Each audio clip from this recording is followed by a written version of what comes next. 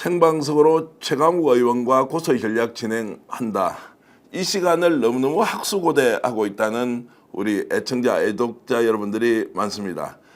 자, 오후 1시에 보내드리는 최강욱 의원 생방송 고소의 전략 시작하겠습니다. 최강욱 전 의원 오셨습니다. 어서 오십시오. 안녕하세요. 네. 요즘 인기가 날로 높아지고 있고 에이, 뭐. 그 아니죠. 정권이 바뀌면 이제 어떤 식으로든 9월 이후에는 참여 길이 열리지 않습니까? 그래서 꼭 중책을 맡아야 한다는 의견도 많은데 뭐 그거는 제 의견으로 그냥 말씀을 드리고 예. 하도 설명을 자주 해주셔서 자, 많은 분들이 기대를 하고 있지만 최강욱 전 의원께서 지금 현재 전국을 어떻게 보는지 여러분 촌철살인의 분석과 평론 함께 하겠습니다. 자, 여러 가지 얘기가 있는데 지금 우리가 좀 놓치고 있는 거 먼저 좀 지적하겠습니다. 지기현 부장판사와 관련된 이야기입니다. 네. 자, 지금 갑자기 2차 공판은 4월 21일 날 있었는데 3차 공판이 5월 12일로 그러니까요. 자, 2주에 3번 하겠다는 재판이 예. 확 미뤄져 버렸습니다. 이거 뭐냐라는 분들이 있는데 지금 대답을 잘 못 해주고 있는데 좀 분석 좀 해주시죠. 분명히 그 준비기를 진행하는 데 있어서 그 2주에 3번 하겠다. 뭐 저 중요할 때에는 뭐 일주일에 2번도 할 수 있다. 이런 식의 얘기를 했어요. 그 저도 당연히 그렇게 재판을 진행할 거라고 생각하고 다음 재판 얘기가 왜 안 나오지 하고 확인을 해보니까 5월 달로 잡은 거예요. 날짜를. 근데 이게 이제 대비되는 지점이 조희대 대법원장이 지금 이재명 대표 사건과 관련해서 이렇게 신속하게 지금 심리를 진행하려고 시도했던 모습이 있잖아요. 거기도 지금 2번 기일 잡아갖고 하고 전원합의체 그 논의를 그 뒤로 지금 날짜를 못 잡고 있죠. 그렇지만 어쨌거나 겉으로 드러나는 모습을 보면 이재명 대표에 대해서는 최대한 신속하게 지금 상고심을 진행하려고 하고 윤석열에 대해서는 지금 원래 약속했던 것도 어겨가면서 늘어지고 이게 그렇게 바람직해 보이지 않습니다. 그러니까 이제 불구속 상태이기 때문에 구속 기간에 쫓기지 않으니까 그냥 이렇게 해도 되지 않느냐라는 점을 하나 생각했을 수 있고 또 하나는 이렇게 해서 재판 늘어지게 하면 결국 내가 결론 안 내리고 중간에 빠져나갈 수 있으니까 이렇게 해서 결론을 내 가지고 또 욕먹는 일을 피해보자. 그러니까 결론을 어떻게 내도 욕먹는 상황이라는 걸 본인이 지금 의식을 한다는 거예요. 그러니까 예를 들어서 윤석열한테 사형이나 무기징역에 해당하는 중형을 선고하면 그전에는 안 그러다가 이제 대통령 바뀌니까 또 저쪽 눈치 보면서 빌붙으려고 이러는구나 라는 욕을 먹을 수 있고 윤석열을 뭐 공소기각을 한다거나 이런 식으로 또 방면을 하게 되면 저거는 역사의 죄인이다, 역적이다 이런 소리를 또 들을 수 있고 하니까 본인 입장도 되게 괴로운 거죠. 이제 그런 차원에서 시간을 끄는 거 아니냐라는 견해가 있을 수 있는데 자, 의도적이라고 봐야 됩니까? 봐주기 한다. 의도적으로 재판을 지연한다. 봐주기까지를 보는 거는 좀 아직 성급한 것 같고 의도적 지연인 건 맞죠. 그건 자기가 정하는 거니까 날짜를. 그러면 본인이 국민들 앞에서 자, 2주에도 3번 하겠다. 신속하게 재판하겠다라고 알고 있는데 이렇게 한 20일 정도를 뒤로 이제 미루어 버리면 분명히 의도가 있는 거 아니냐라고 이제 할 수밖에 없습니다. 의심을 할 수밖에 없죠. 그러니까 이런 상황에 대해서 대법원장의 사법행정권이 이런 데 발동돼야 되는 겁니다. 그러니까 재판 기일을 애초에 고지를 하고 약속을 했으면 그대로 진행해라. 이렇게 해야 될 일은 그렇게 하지 않고 본인이 끼어가지고 뭐 이렇게 뭐 빨리 해라 늦게 해라 안 해도 될 선거법 사건에 대해서는 이건 누가 봐도 대법원장이 진두지휘를 하고 있다고 볼 수밖에 없거든요. 그거는 그렇게 하면서 또 오해를 사고 이러면서 사법부의 권위나 독립을 어떻게 지킬 수 있다는 건지 본인이 좀 자문해 줬으면 좋겠고 실제 제가 지난 주말에 이제 저기 지인 아들 결혼식에 가서 많은 이제 법조인들을 만났는데 특히 현직 판사로 있거나 현직 판사 출신들이 다들 이구동성으로 얘기하는 게 직위원 때문에 사법부가 완벽하게 신뢰를 잃었다. 그러니까 완전히 그 권위가 바닥에 떨어졌다. 이런 걱정 하나에다가 이 정도 되면 본인이 회피했어야 된다. 근데 회피를 안 하고 있는 것도 굉장히 황당하다. 그 다음에 세 번째가 날짜를 저렇게 갑자기 5월 달로 잡아가지고 재판을 느리게 진행하는 걸 또 이제 이해할 수 없다. 그리고 또 하나가 저도 이건 좀 놓치고 있었던 부분인데 애초에 윤석열이가 구속돼가지고 기소됐을 때 첫 준비기일을 되게 늦게 잡았거든요. 원래 그런 사건에서 아무리 늦어도 2주 안에 준비기일을 잡아가 절차를 진행하는데 그걸 그렇게 안 할 때부터 좀 이상하다 분위기가 싸하다 느꼈다. 그렇더니 저 희한한 얘기를 하면서 저걸 풀어주더라. 이런 얘기를 했었어요. 그러니까 그런저런 점들을 많은 사람들이 주목하고 있고 그 점 때문에 걱정하고 있다라는 거를 본인이 아는데 지금 재판 진행을 앞으로 어떻게 하는 건지 할지 더 지켜봐야 되겠습니다만은 일단은 의심받는 거를 자초하고 있다. 그렇지만 그럼에도 불구하고 본인이 어떤 악의적인 의도를 가지고 이 사건을 왜곡해가면서 진행하기는 어려울 것이다. 자, 그러면 민심을 의식하지 않는다라고 봐야 됩니까? 아니면 솔직히 이야기해서 겁먹고 아이고 나 이거 못하겠어 가능한 한 그냥 시간을 지체했다가 연말에 인사 있을 때 나 그냥 바뀌면 다른 재판부가 결론 내겠지라고 선택을 한 거냐? 후자일 가능성이 높죠.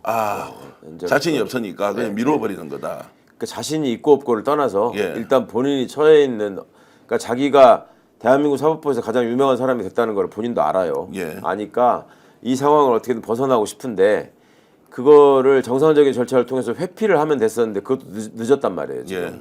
그러니까 이런 식으로 지연시켜 가지고 그냥 중간에 인사이동으로 바뀌는 거를 기대하는 거 아닌가 내심. 저는 그런 쪽으로 생각이 더 가더라고요. 그러면은 결과적으로 윤석열은 이제 불구속 상태에서 자유의 몸이지 않습니까? 네. 이걸 그대로 그냥 방치한 상태로 내란죄와 관련된 재판은 진행을 하지 않는다. 엄청난 이익이 돌아가는 거지 않습니까? 예. 이것도 보면. 그게 이제 가장 심각한 문제인데 예. 그 직위원과 가까운 지인들의 얘기를 들어보면 어떤 계기가 주어지면 본인이 직권구속을 할 것이다. 네. 그런데 그 계기라고 하는 것이 이제 수사가 어느 정도 진행되면서 윤석열이 여러 번 말씀드렸지만 석방돼서 돌아간 뒤에 탈옥해서 돌아간 뒤에 증거인멸이나 여타의 범죄를 더 시도했을 경우 그것이 객관적으로 발각이 되면 그것까지 외면할 수는 없을 것이다. 네. 그런데 지금 단계에서는 저질러 놓고 아니 내건황범죄에서 한 일인데 이렇게까지 파장이 크단 말이야? 검찰은 왜 항고를 안 해가지고 나를 이렇게 곤란한 상황에 빠뜨리는 거야? 이런 식의 원망 이 정도에 머물러 있는 상태인 것 같다. 자, 그러면 윤석열이 지금 조용합니다. 예. 지기현이 이렇게 재판도 천천히 해주니까 쓸데없이 얘기 떠들면은 혹시 법정 구속 다시 될 수도 있으니까 직권구속. 예. 이것이 어느 정도 짬짬이가 되어서 돌아가는 거 아니냐라고 의심을 하는 것은 좀 과도합니까? 짬짬이라는 표현은 좀 안 맞는 것 예. 같고요. 본인이 걱정을 하는 건 맞겠죠. 예. 근데 본인뿐만 아니라 쌍으로 구속될 여지가 지금 굉장히 높아지고 있으니까 예. 그 와중에 뭐 조용히 있는 건 아니고 돌아다니면서 보리밥도 먹고 뭐 그러고 있더만요. 예, 예. 근데 그 나대지 않는 거는 예. 이제 그렇게 하는 것 자체가 자신의 명을 재촉할 수 있다라는 거에 대한 두려움이 있는 것 같습니다.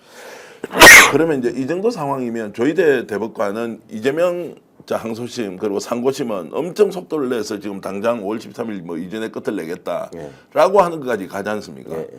그러면 이거를 이제 조희대 대법관은 본인의 직권으로 재판 속도를 높여라라고 할 수 있는 권한은 있기는 있습니까 없습니까? 이게 지기현 부장판사의 단독 결정으로 가는 겁니까? 어렵습니다. 아, 그러니까 어렵습니까? 하급심의 경우에는 예. 재판장이 그것도 물론 이제 배석들하고 논의를 해서 결정해야 될 일인데 재판장이 주도권을 갖고 그러니까 이제 명분은 그런 거였던 것 같아요. 지금 내란 사건 재판이 윤석열만 있는 게 아니라 다른 뭐 군장성 이나 김용현이나 뭐 이런 자들도 다 그 재판부에서 예, 지금 기소가 돼 있잖아요. 그러니까 그런 것들을 먼저 처리하고 첫 기일이라도 하려면 윤석열의 두 번째 기일을 바로 하는 게 지금 좀 무리다 이렇게 아마 해명을 하고 있는 모양인데 그거 외에 지금 그 전원 합의체 같은 경우에는 대법관이 11명이잖아요. 조희대 빼면. 대법원장 조희대 포함해서 지금 12명의 재판부가 움직이는 건데 그 대법관들이 그 조희대가 이끄는 대로 시천발로 따라갔을 때 자기한테 이익이 될 상황이 없어요. 네. 지금 보면. 그래서 다음 길을 못 잡고 있는 겁니다. 그러니까 조희대 대법원장이 설사 5월 13일이든 뭐 5월 10일이든 자기가 끝내고 싶어도 네. 그렇게 뜻대로 안 될 겁니다. 예.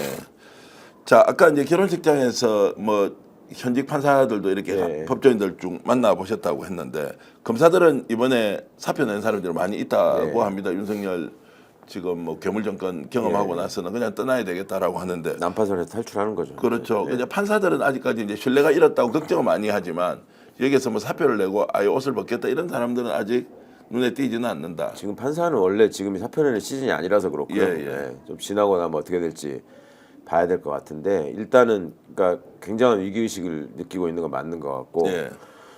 근데 또 사표를 내자니 또 그 변호사 하는 것도 만만치 않거든요. 예, 예. 뭐 그런 정도 상황 아닌가 싶은데 일단 다 이구동성으로 얘기하는 거는 이 사법 신뢰가 너무 무너졌고 그간에 이 조희대 대법원장이 보이는 지금 행태도 정말 이해하기 어렵고 예. 원래 그 스타일이 일을 그렇게 챙겨가지고 빨리빨리 하는 스타일이 아니었다는 거예요. 이제 판사 예. 시절에도. 근데 뭐하러 저렇게까지 해가지고 욕을 먹나. 그리고 다들 동의하고 있는 거는 혹시 선거일 공고 이전에 대법원 결정이 나온다면 그거는 상고 기각만 예, 예. 가능하다. 그러면서 이제 대부분의 존재감을 확실히 국민들 앞에 보여주고 예, 예. 뭐 이런 것이다. 그래서 이제 존재 이유를 충분하게 설명할 수 있겠다 해야 한다라는 당위성을 굉장히 많이 느낀다. 그러니까 그나마 그것만 가능한데 예. 그렇게 할 수 있겠냐? 그러니까 예. 그렇게 만약에 그러니까 선거일 공고 직전에 이재명 후보가 무죄가 확정이 된다.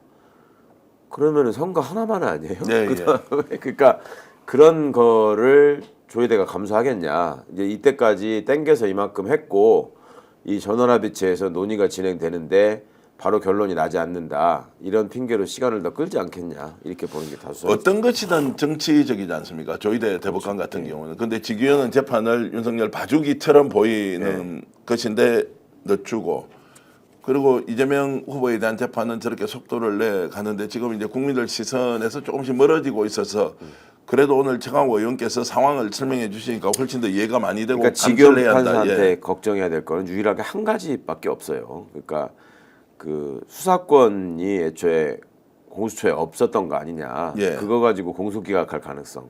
그거 하나만 걱정하면 되는데 예. 그것도 지금 상황이 그거를 가지고 공소기각할 수 있는 상황이 절대 아니라는 거를 본인이 알기 때문에 저는 결론을 가지고 장난칠 수는 없다고 봅니다. 예, 예. 그리고 저와 함께 얘기를 나눴던 법률가들의 생각도 거의 다 비슷했고요. 그런데 이 재판이 국민의 신뢰를 잃어가는 모습으로 진행되고 있다는 것 자체가 지금 문제인 거죠. 윤석열 김건희에 대한 수사도 전방위로 이루어지는데 검찰만 나선 것이 아니라 예. 고검 그리고 서울중앙지검 예. 오늘도 확인해보고 오늘 이제 저희들이 오후 뭐 6시 정도에 단독으로 보도할 내용을 준비하고 있는데 경기 남부경찰청 같은 경우에도 아예 김건희 공동 관련된 것 예. 수사 지금 준비를 하고 있다는 겁니다. 예. 그리고 이제 학위 위조 또는 상습 사기 뭐 이런 것도 지금 막 수사를 하려고 이렇게 채비를 갖추고 있다. 얼마나 비겁합니까? 비겁한 거죠. 첫 번째도 예, 비겁한 거고 전방위로 이렇게 압박하면서 이제 수사기관이 전면전을 펼치겠다라고 하는 것은 어쨌든 특검 이전에 뭔가 좀 성과를 내보겠다 이런 게 있습니까? 어떻습니까? 예. 특검은 어차피 불을 보듯이 예정된 것이고 예. 특검 수사가 본격적으로 진행되면 본인들도 처벌받을 수 있다는 두려움이 있는 거죠. 네. 그러니까 뭐라도 해놓고 면피를 해야 된다라는 생각이 첫 번째일 것이고 두 번째는 이런저런 수사를 통해서 생색을 내고 여기서 윤석열 김건희를 그들 말로 이제 꼬린시킨다고 그러거든요. 구속하는 거를. 꼬린을 시키면 그 자체의 공로를 인정받아서 공직자로서의 내 인생이 앞으로 순탄하게 풀리지 않을까라는 막연한 기대. 예. 그리고 공수처가 지금 뭐 움직임이 없는 것처럼 보이지만 공수처도 절대 그냥 있지 않습니다. 언론 플레이를 안 해서 그렇지. 예. 공수처도 내부적으로 여러 가지 준비하고 움직이고 있는 걸로 알고 있고 결국 그런저런 것들이 모아져 있으니까 저기 윤석열 김건희가 지금 저렇게 찍소리 못하고 나대지 않고 있는 건데 명태균 씨가 지금 올라와가지고 뭐 나 김건희 만나러 가겠다 아크로비스타로 뭐 이랬다는 거 아니에요? 그러면 가서 이제 그 전략가와 함께 또 손바닥에 뭐를 쓰는지 이제 앞으로 지켜보면 되겠죠. 자 오늘과 내일 명태균 씨는 지금 서울중앙지검에서 이제 이틀 연속으로 조사를 받는데 오늘은 오세훈 시장과 관련된 것, 내일은 김건희와 관련된 자 공천 관련된 청탁 이 문제를 조사한다고 하는데 이제 좀 지켜보겠습니다. 혹시 대선 전에 6월 3일 이전에 영장 청구해서 영장이 집행될 가능성이 있다 없다 이 부분은 어떻게 보십니까? 윤석열에 대해서. 아 윤석열은 이미 뭐 내란죄 수사를 받고 있는데 김건희가 지금 이제 오히려 타겟팅이 돼서 예. 본격적으로 수사를 하면 건수가 워낙 많고요. 그래서 어느 한 군데에서 영장 청구하고 아예 구속시키자라고 결론을 내릴 가능성도 있습니까? 영장 청구될 가능성이 높죠. 그 대선 전에 영장 청구를 해야지 생색이 더 나잖아요. 예. 그 뒤에 하면은 대선 끝나고 나니까 저것들 저런다라는 그러니까 소리밖에 또 안 정치 들을 거 보복 아니에요. 이야기가 나올 수 그렇죠. 있기 때문에 그래서 이렇게 전방위 수사를 하는 것은 결국 대선 전에 정리할 것은 정리한다 최소한 예, 뭐라도 이런 빨리 것들로 할 지금 수 있는 거는 예. 그렇게 할 수 있다고 이제 분석하겠습니다. 예.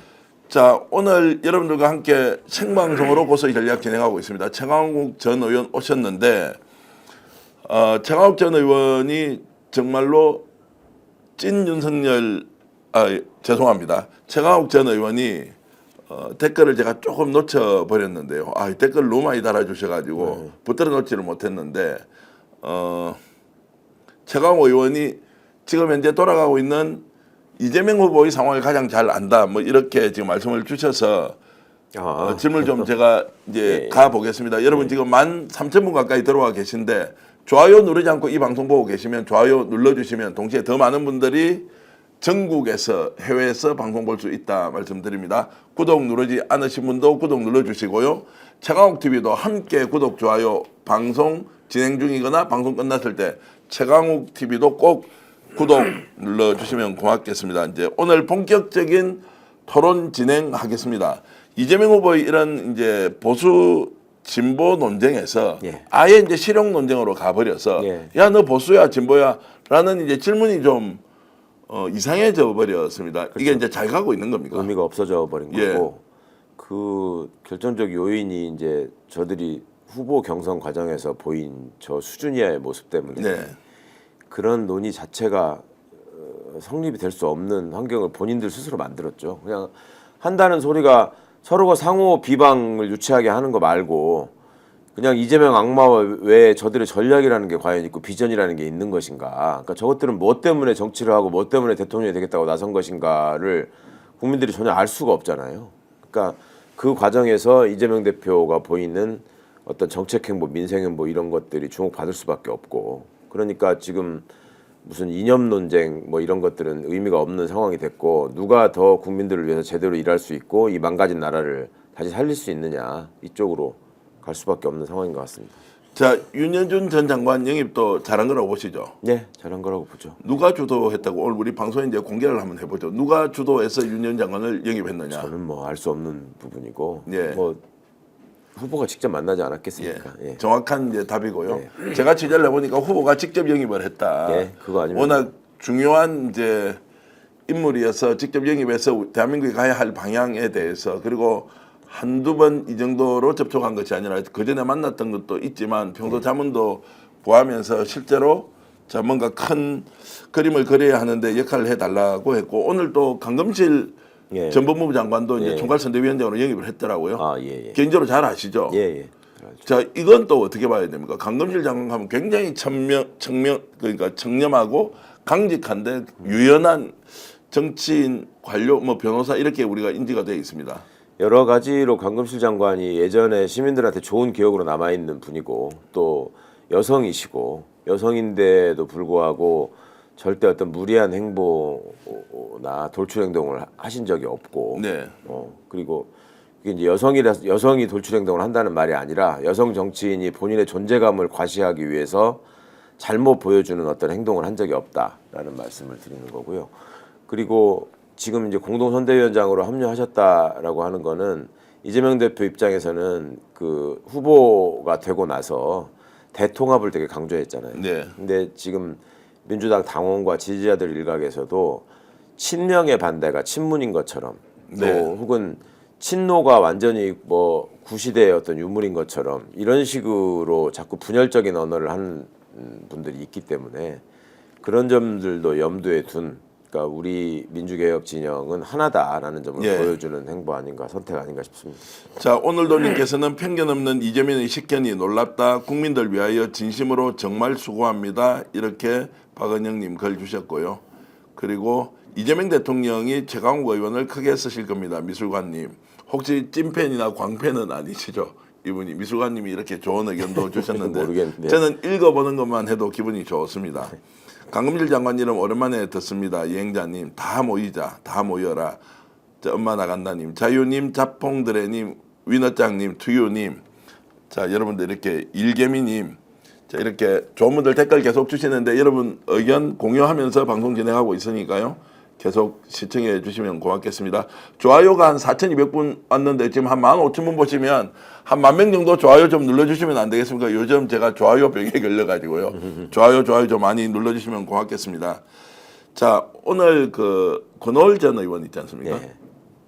안동에서 기자회견을 했습니다. 경북도청에서 예. 기자회견을 하면서 그 지역에 있는 이제 군의회 의장을 비롯해 여러분들이 이제 지지 선언을 하고 입당시까지 이제 하던데 자 권오월 의원이 좀 이제 잊혀진 인물이지만 그래도 3개월 전부터 캠프에서 연락을 하고 협의를 했다고 하더라고요. 그렇더라고요.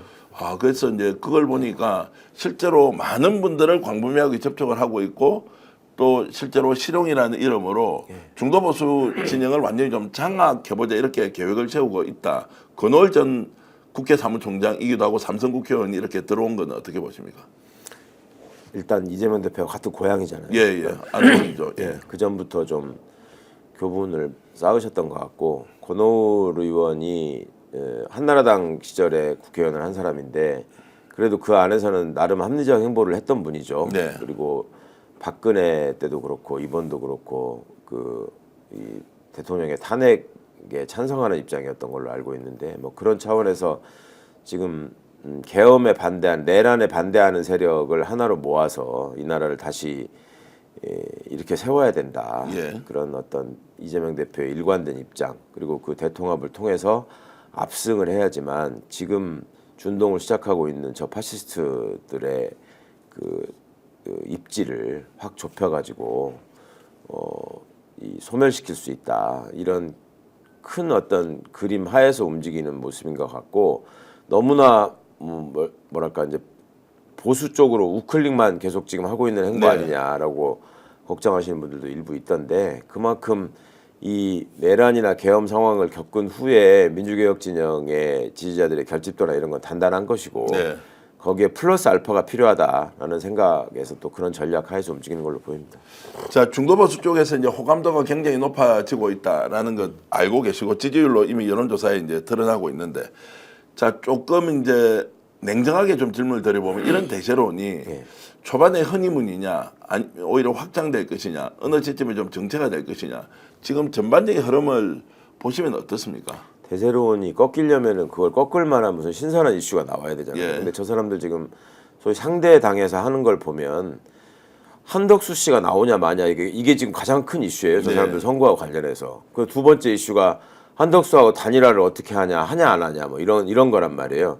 자기네 당 후보가 누가 선출될 것이냐가 제일 큰 이슈가 아니고 오히려 그런 쪽에 지금 집중하고 있는 모습만 봐도 이 대세가 꺾이기는 어려울 것 같고 그리고 가면 갈수록 이것도 이제 대세라고 표현하기에 적절할지는 모르겠습니다만은 그 권력을 쫓는 불나방들 있잖아요. 아무리 봐도 저쪽에 붙어서는 뭐 비전이 없어 보이거든. 그냥 관료 출신이나 왜 기업 출신이나 정치 지망생들이나 정권의 향방에 따라서 자기 소신이 바뀌는 사람들 있지 않습니까? 그러니까 기회주의자들의 입장에서조차도 지금 이재명 대세론을 거스를 수 없다라는 걸 알고 자꾸 캠프에 가서 끼웃거리고 뭐라도 하나 이름을 얹으려고 해보고 그러다 보니까 이제 그 어떤 정책 집단으로 움직였던 뭐 성장과 통합 이런 것도 지금 해체하고 뭐 이랬잖아요. 네. 그러니까 그런 모습을 봐도 뭐 거스를 수 없는 대세는 이미 형성된 것 같다고 보입니다.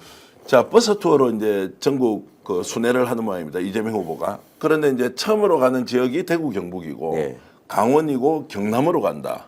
그러고 나서 전남으로 가더라고요. 네. 야 이것도 상당히 의미가 있다. 국정 후보 결정이 되거나 단일화 논의를 하고 있는 동안에 아예 적진이라고 해야 됩니까? 불모지라고 예. 해야 됩니까? 동토의 땅이라고 하여튼 표현을 하고 대구 경북부터 가장 먼저 간다. 이건 자신감의 표현이다. 아니면 정말로 지금 국민 통합이 필요하니까 그런 면에서 대선 캠페인보다는 국민 통합이 우선이다. 이렇게 봐야 되는지 저는 좀 놀랐습니다. 저 본인이 선언한 바대로 국민통합 행보를 시작하는 거라고 봐야죠. 예. 그리고 또 고향이니까 예. 또 고향을 방문하는 의미가 있는 것이고 여전히 지난번에 거기 지역 민방위 TBC인가요? 뭐 네. 여론조사를 보니까 이재명 지지율 뭐 30%도 안 되는 선에 머물러 있는 것처럼 나오는데 그런 부분이 압승으로 해서 이게 극복해야 될 중요한 부분인 건 맞잖아요. 네. 그쪽에 아무래도 더 과거의 후보들보다 더 집중하고 영남 지역에 신경을 많이 쓸 것 같고 호남은 호남대로 또 이재명 후보가 호남 출신이 아니기 때문에 좀 상대적으로 지지가 미흡한 거 아니냐 소홀한 거 아니냐 이런 걱정하시는 분들도 있던데 그런 부분들은 또 저부터도 나서서 그게 확고한 지지가 만들어질 수 있도록 역할을 해야 된다라고 생각하니까 그게 크게 걱정하지 않으셔도 될 것 같습니다. 이낙연 후보 이야기 바로 좀 하겠습니다. 후보라고 해야 됩니까? 전 총리라고 해야 됩니까? 지금 갑자기 이제 후보 호소인이 되셨더라고요. 후보 뭐라고요? 후보 호소인. 후보 호소인.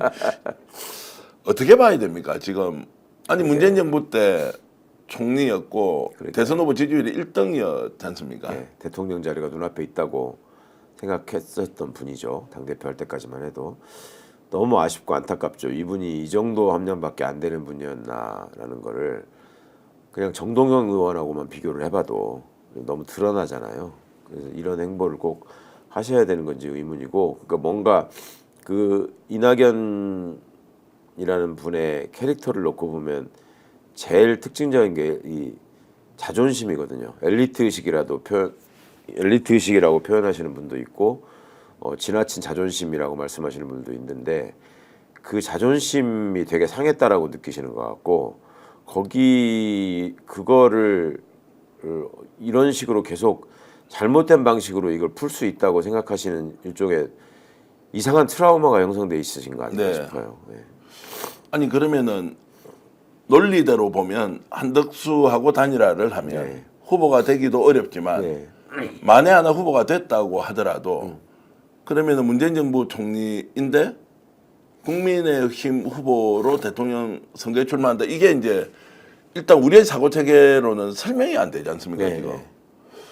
근데 이게 어떻게 우리가 그러면은 이해를 하느냐? 그래서 혹시 정치인은 그러니까 정치적인 어떤 이해관계를 생각해 보면 지금 민주개혁 진영 안에서 이재명 아니 이낙연 전 총리가 어떤 의미 있는 정치인으로 될 수 있는 기반 자체가 없어졌잖아요. 그러면 정치는 계속 하고 싶고 다른 여지는 찾아야 되고, 그럼 유일하게 내세우는 게 지금 국힘에서 얘기하는 것만 봐도 반 이재명밖에 없으니까 반 이재명 빅텐트로 모이자 뭐 이런 취지 아니겠어요? 그 안에서 있으면 내가 상대적으로 중도적인 입장을 갖고 있어서 저 극우에 기반한 사람들보다는 득표력이 더 있을 수 있으니 나를 후보로 만들어주면 내가 너네들의 한을 풀어주겠다 뭐 이런 식으로 어필할 수 있다는 계산을 하셨겠죠. 그 계산이 현실적이지 않지 않습니까? 그러니까 정치적 욕심이 눈을 가리면 그렇습니까? 항상 그렇죠. 그 후보 저도 실제 현실 정치를 하면서 당사자들한테 듣고서 정말 깜짝 놀랐던 일인데, 저희가 대선이건 총선이건 보면은 그 뒤쪽에 있는 기호 한 7번 넘어가는데 되면은 생전 못 보던 분들 계시잖아요. 왜? 그런 분들은 우리가 생각할 적에 아주 좀 재산은 있고 정치적 욕심도 있고 하니까 이번 기회에 벽보를 붙여서 내 얼굴을 좀 알리고, 그리고 어느 때 뭐 대선 후보라고 하는 게 그 나름의 어떤 경력으로서 집안에서는 인정받기 때문에 저러는 거 아닌가 싶은 생각을 한단 말이에요. 근데 그 당사자분들은 자기가 실제로 당선된다고 믿습니다. 그리고 그분들한테 가장 조심해야 될 얘기가, 이번에는 조금 어렵겠지만 이번에 이렇게 그 몸 풀고 시민들한테 진정성을 어필하게 되면 다음에는 될 수 있지 않겠어요?라고 말하는 게 가장 큰 신뢰거든요. 그러니까 그런 어떤 허황된 판단이나 이런 거에는 다 정치적 욕심이 눈앞에 눈을 가린 것이고, 그거는 뭐 정치 경력이 있든 없든 똑같은 것 같습니다. 대한민국 제일 좋은 대학이라고 평가받는 서울대학 출신이고 정치학과 나오셨죠. 이낙연 총리. 법대입니다. 법대.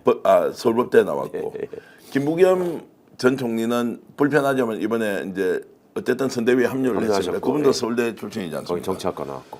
예. 어떻게 이렇게 다를까? 혹시 정치인은 앙심 품으면 끝까지 이렇게 이렇게 이해 못할 행동을 하면서 본인의 주장을 밀고 나간다.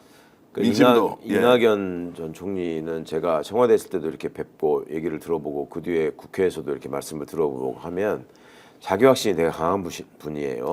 그 좋게 말하면 자신감인데, 그분 입장에서 제가 빙의해서 생각을 해보자면 이재명이라는 사람이 대통령이 된다는 게, 자기보다 앞서서 대통령이 된다는 게 도저히 납득이 안 가시는 것 같아요. 내가 총리할 때, 또 혹은 그 전에 내가 국회의원 할 때, 내가 그 전에 도지사를 할 때 이재명이라는 정치인은 어디에 있었고 정치적 무게가 본인이 생각할 때는 자기보다 한참 못 미친다고 생각을 했는데, 이게 민심의 흐름 속에서 또 여러 가지 서사가 만들어지면서 이재명의 정치적 무게가 급증했고, 이게 단순한 이재명에 대한 호불호, 이재명에 대한 지지 여부가 아니라 이제 그 당원과 유권자들과의 그 동지애 내지는 동료 의식이 생겨버렸다. 예, 예. 이 부분을 도저히 납득을 못 하시는 것 같아요. 그러니까 과거의 정치적인 그 환경에서 본인이 쌓아왔던 경험에 비춰서 그걸로 보시자면 도저히 이해가 안 가는 거죠. 이 사람이 학벌로 보나 경력으로 보나 나한테 지금 나보다 더 나은 게 없는 것처럼 내 생각이 느껴지는데 어떻게 저렇게 잘 나갈까? 그 다음에 과거에 대통령 후보 경선에서 서로 이제 한번 일합을 겨뤘지 않습니까?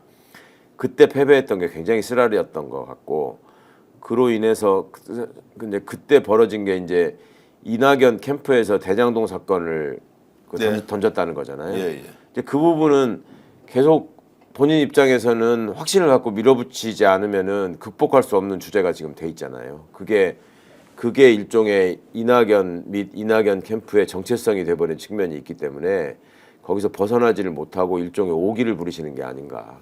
자, 그러면 이낙연, 한덕수 플러스 국힘 예, 이렇게 해서 이낙연 전 총리가 적극적으로 선거운동을 하러 다닙니다. 그러면 이재명 욕만 할 거 아니에요. 예, 예. 그렇게 됐을 때 보수의 표 결집과 네. 냉정하게 생각해서 그때 이낙연 하는 거 보니까 너무 화가 나는 거예요. 네. 이재명 지지자들이 네. 이건 정말 용서 못하겠어. 우리가 나서서 표를 한 표라도 더 가져와야 되겠어.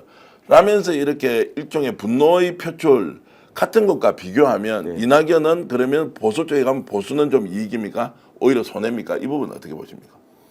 그게 이낙연 본인의 지지율이 0.1% 뭐 0.2% 이렇게 나오는 것 같아요. 예, 예.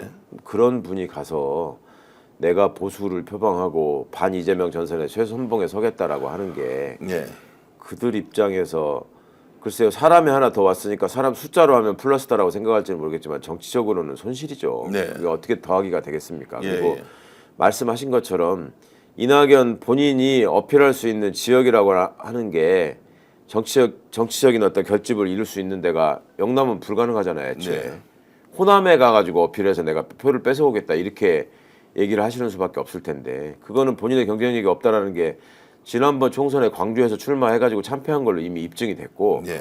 그 뒤에 행보를 통해서 이제 호남 분들한테 이낙연 총리를 지지하는 의사가 있다라고 보는 거는 굉장히 무리한 일이라서 오히려 호남의 유권자분들이 아니 어차피 이재명이 될 텐데 나는 투표 안 해도 되는 거 아니야? 라고 하는 분들을 격발시켜서 오히려 투표장으로 유도할 가능성이 훨씬 높아 보입니다.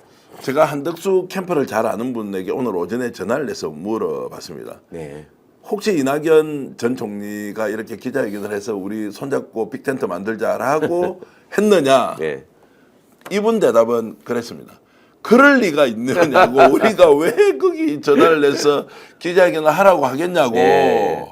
자기들도 다 판단이 있는데. 판단이 있는데 지금 이 상황에서 우리가 전화를 했겠느냐고. 예. 물론 제가 이낙연 캠프 쪽에는 전화를 안 해봤기 때문에 모릅니다만 대체로 분위기는 이렇게 가는 것 같아요. 그렇죠. 지금 현재 발을 담궈놔야 어떤 식으로든 판이 벌어질 것이니 그래서 이게 사람이 앙심을 품으면 이렇게 될 수도 있느냐. 오히려 역효과가 엄청날 것 같은데 라는 생각이 좀 예. 많이 들었습니다.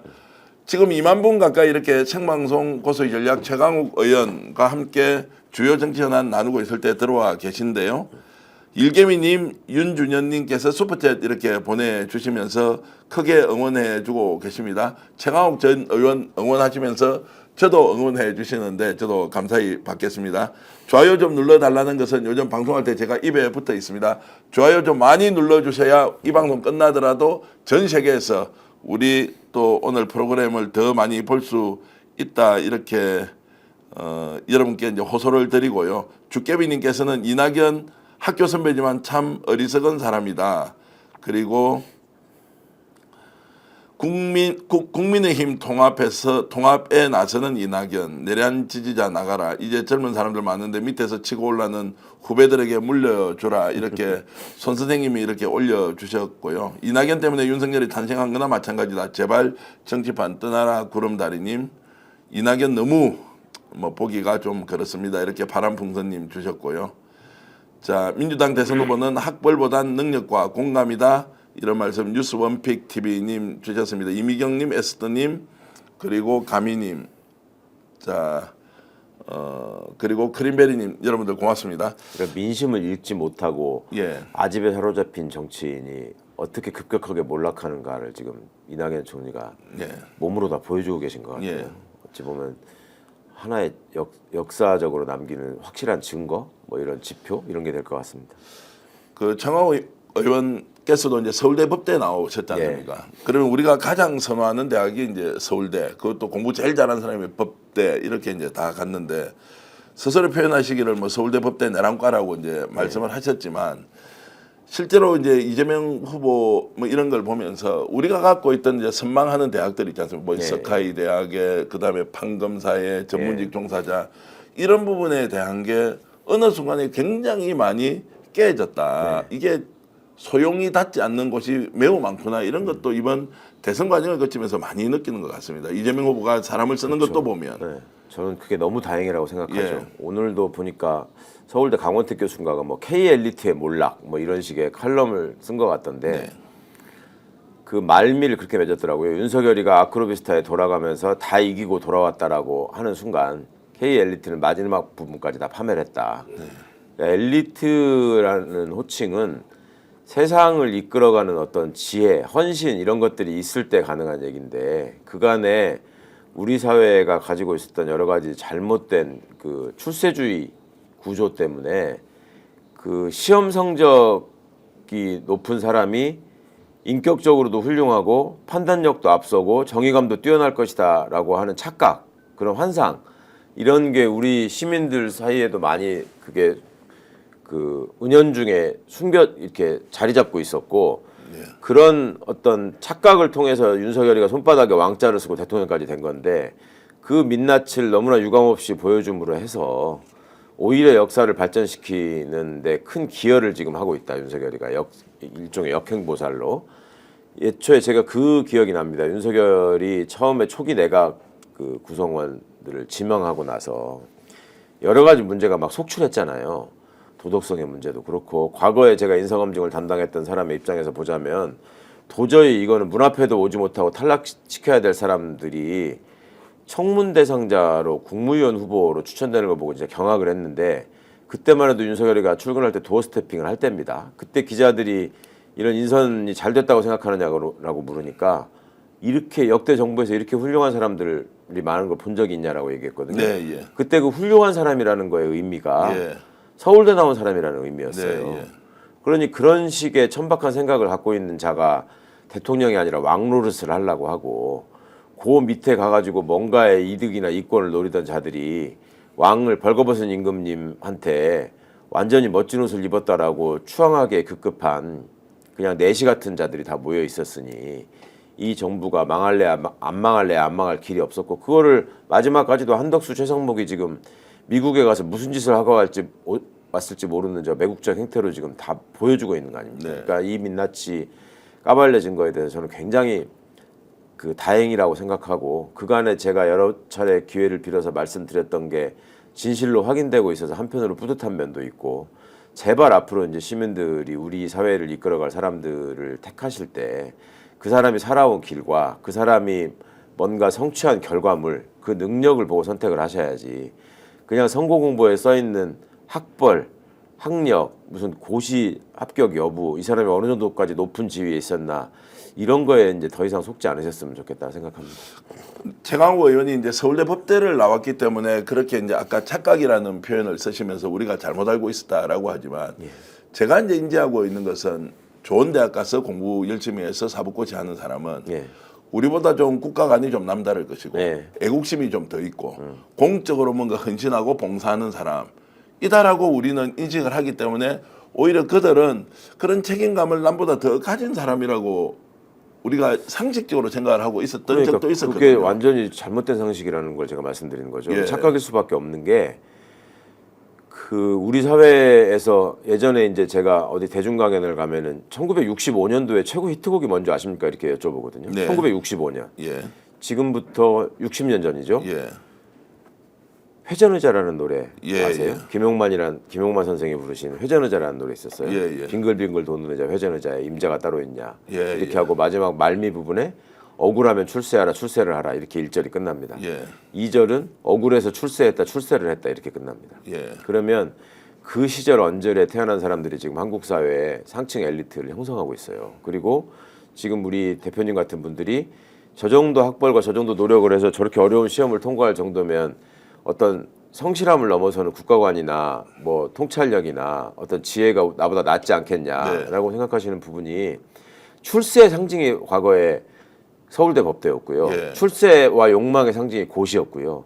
그거를 통과하면 그 다음에 부모님이 기대하는 게 뭐였습니까? 네가 이제 스스로 뭔가 독자적인 판단권을 가지고 중요한 일을 할 수 있는 위치에 갔으니 나라와 사회를 위해서 공적으로 네가 헌신해라라고 얘기한 사람이 있었나요? 너는 이제 집안의 자랑이고 가문을 일으켜야 되고 최대한 뭐 이런 거 저런 거 많이 챙겨주는 그 소위 부잣집이나 좋은 집안으로 장가 들어가지고 일생을 좀 호강하면서 편안하게 살아라. 네, 예. 그런 거 아니었어요? 예. 그러니까 어찌 보면은 사적 욕망이 훨씬 더 큰 집단이었고 그거를 실현시키느라고 최선을 다하는데 최선을 다했던 것이지 지금 헌법적 가치가 뭐고 민주주의가 뭐고 국민들이 공직자한테 요구하는 바가 뭐고 이런 것들을 기준에 두고 살아온 사람이 아닙니다. 이거를 한덕수의 인생만 보더라도 너무나 잘 알 수 있잖아요. 한덕수 1949년생이고요. 지금 그 전에 우리가 세는 나이로 77살입니다. 네. 근데 이 사람이 지금 현재 보이고 있는 이 모습, 한덕수가 살아온 인생의 과정 이런 것들을 보면 저런 자들이 지금 출세한 엘리트라고 한국 사회에 기여했다고 볼 수 있는가? 저는 너무너무 회의적이고 이번에 그게 그렇지 않았다라는 거를 확실하게 한덕수가 입증해 주고 있다고 생각합니다. 자, 그러면서 이재명 후보가 살아왔던 인생 그리고 지금 그렇죠. 이제 광폭 행보 예. 어제 SK 하이닉스 같은 데 갔는데 거기에 있던 직원들이 자발적으로 나와가지고 예. 몰래 예. 나온다니 막 이렇게 함성을 지르는 모습을 보고 그렇죠. 야 저건 또 뭐야 정말로 깜짝 놀랐다. 저 자리에는 또 SK 최태원 회장도 없었습니다. 예. 권순정 이제 그 회사 사장만 이제 영접을 하고 이렇게 했는데 저런 모습을 보더라도 우리가 이재명을 잘못 알고 있었나 아니면 정확하게 알고 있었는데 그걸 내가 인지를 못했나 어떻게 지금 이재명 후보의 행보를 좀 보시는지. 그러니까 이재명 후보의 가장 큰 지지 기반이 저 화이트 칼라 아닌가요?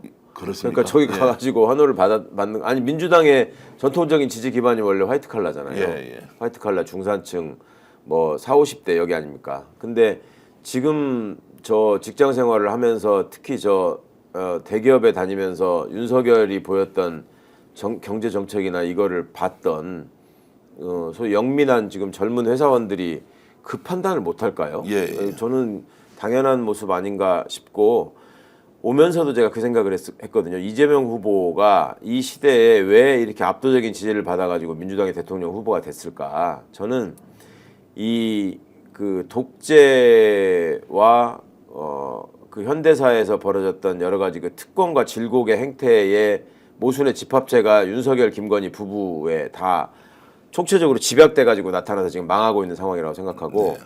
반대편으로 보면은 그 막무가내의 독재와 그 특히 독재 과정에서 수반됐던 그 약자에 대한 전혀 배려 없는 그 특권을 양성하는 행태의 개발 독재 이런 거의 최대 피해자가 저는 이재명의 삶에서 많이 보인다고 여겨지거든요. 그러니까 경상북도의 산골 마을에서 태어나서 먹고 살 길이 없어가지고 성남으로 왔다가 그 빈민들 사이에서 공장을 다니고 그 공장에서도 가진 핍박을 받고 그렇지만 거기서 꿈을 잃지 않고 본인 스스로 어떤 성공과 출세에 대한 욕심으로 호롱불을 켜고 공부를 하다가 그거를 지탱해 줄 수 있었던 힘은 처음에는 복수심이었을 거거든요. 내가 어떻게든 이 어려운 환경을 극복하고 나를 괴롭힌 자들에게 보란듯이 다가가서 복수하겠다 이런 마음이 있었을 텐데 그 중간에 본인도 고백하잖아요. 내가 굉장히 극우적인 사고를 갖고 있었던 사람이었다. 네. 근데 살아보면서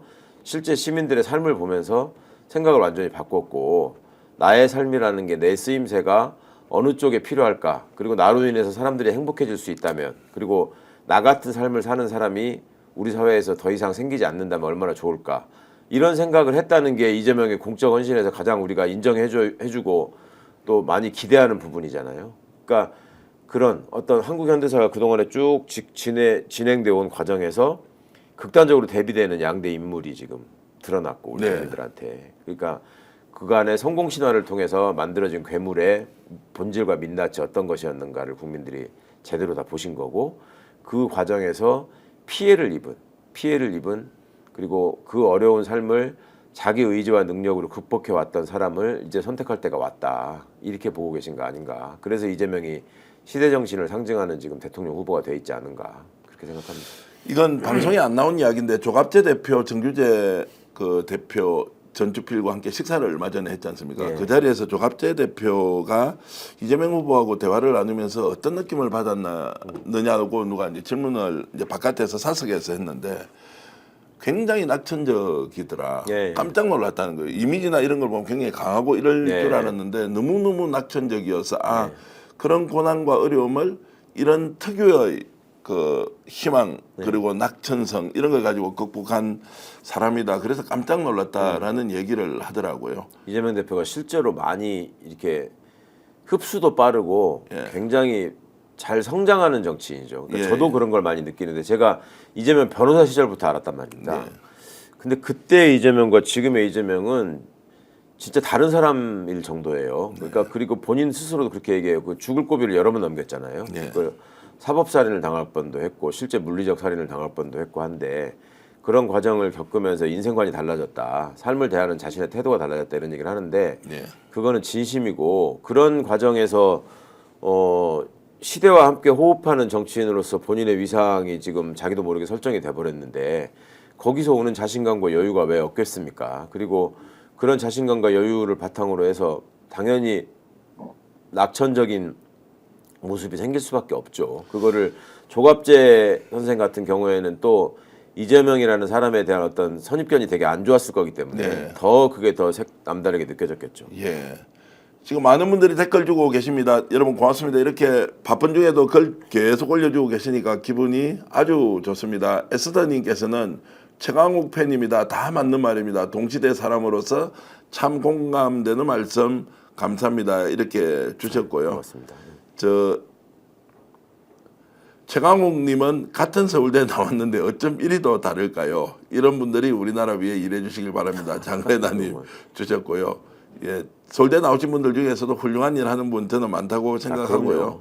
서울법대 내란과가 지금 숫자가 좀 있을 뿐이지. 예. 그리고 최강욱 저런 분을 국민의 도구로 마구 써야 합니다. 양갑성님 이렇게 말씀.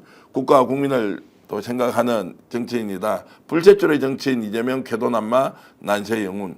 백마가 오고 있다. 최일수님 주셨고요. 그리고 자 잠시 후에는 지금 국민의힘 최종 2강에 누가 올라가는지 지금 나올 건데요. 한 2분 정도 뒤에 여러분들 채널 고정하시고요. 어디로 이동하지 마시고 저희들이 누가 될 것인지 대충 예상하고 있는데요. 예상됩니까? 김문수 한동훈이 다수설인 것 같대요. 김문수 한동훈이고 오히려 홍준표가 떨어질 가능성이 높다라고 하는데 그런 것 같던데. 일단 다수설은 그렇습니다. 그렇게 된다면 정치적으로 여러 가지 의미가 있겠죠. 홍준표가 미끄러진 것은 명태균 게이트하고 직접적인 연관이 있는 거 아니냐라고 우리가 이제 분석을 해볼 수가 있는 것이고요. 국힘 의원들이 홍준표 쪽으로 많이 가서 붙었다고 했는데 낙동강 오리알이 되게 생겼어요. 자 그런데 이제 그게 끝까지 또 봐야 하니까요. 근데 한동훈이 이렇게 갑자기 치고 올라오는 것은 윤석열과 같은 검찰 출신이고 검사고 당 대표인데 이게 탄핵에 찬성했기 때문에 확 바뀐다. 국힘 내부의 사정을 우리가 좀 어떻게 분석해야 될 것 같습니까? 그러니까 이제 보면 볼수록 그 자기들이 봐도 당선 가능성이 있는 사람이 안 보이니까 그나마 그 늘 봐왔던 70대 꼰대들보다는 그냥 한동훈이를 밀어보자라는 생각을 가진 분들이 어차피 한동훈이 대표를 한 적이 있으니까 일정 부분의 지지도는 있었잖아요. 근데 극우가 분열한 결과라고 봐야 되겠죠.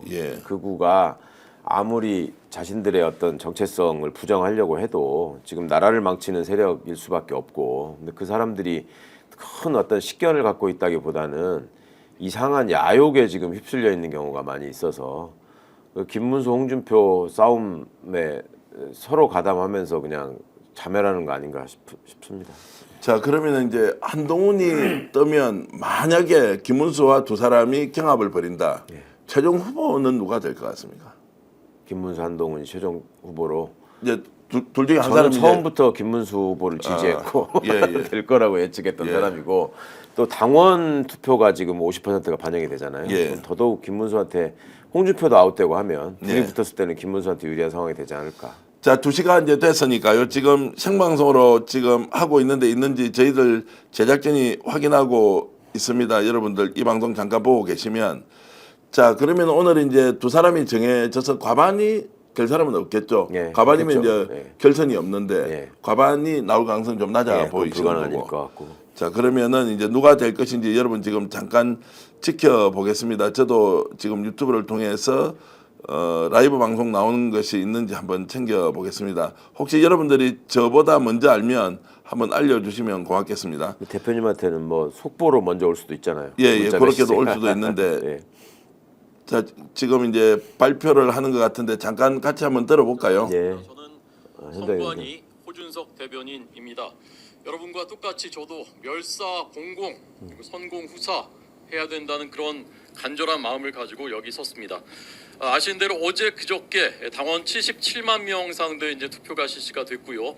6천 명을 대상으로 여론 조사가 모두 끝났습니다. 이제 잠시 뒤에 각 기관에서 그 결과를 선관위원장에게 전달을 하게 됩니다. 그러면 이 자리에서 바로 합산을 해서 결과를 발표할 예정입니다. 이게 이벤트가 아니고요, 실제입니다. 실제로 이 자리에서 전달을 받는 겁니다. 이 기관들이 굉장히 많기 때문에 누가 먼저 이 결과를 예측하거나 뭐 알 수 있는 전혀 이제 그런 상황이 아닌 것이죠. 모든 국민들께서 지금 이 결과를 큰 관심을 가지고 지켜보고 계십니다. 아까 시작 전에 3천 명이라고 말씀드렸는데 지금 제게 업데이트가 안 돼가지고 아직도 3천 명으로 나오고 있습니다. 뭐가 자, 3,000명이라는 거예요? 지금 이제 동시 접속자가 시작할 때 3,000명인데 아마 국힘의 자기네 이제 유튜브 채널이에요, 오른 TV입니다. 오른 예, TV고 예. 민주당은 델리 뉴스인데 예. 지금 아마 하는데 시간이 좀 걸리는 것 같고 여러분 확인되는 대로 잠시 지금 이따가 일단 전해드리기로 하고요. 차광호 의원도 지금 다른 방송 가셔야 되는 거 아닌가요?